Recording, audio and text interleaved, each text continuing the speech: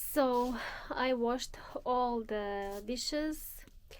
I washed mugs, I washed plates, bowls, cups, pans, pots, cutlery, everything. I mean the dishwasher washed, not me really.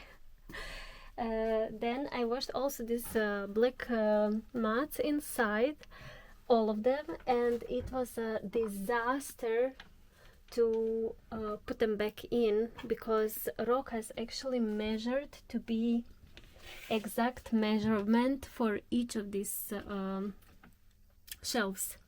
So all of them I kinda managed to put properly, but this one, look at this one is going here up, so I don't know where will I put this.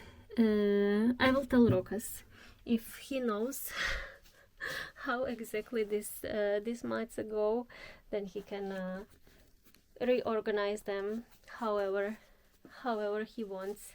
And now what am I going to do now? Now I'm going to put most of the things inside. I will not put everything because still I have to fill up some things. For example, the sugar in a small sugar glass, then mixed spices also in another one, paprika in another one, and yeah, and so on. So I'm not going to put everything back because of this kind of things, but I will put at least some of them so we don't have to do it sometime later before the trip.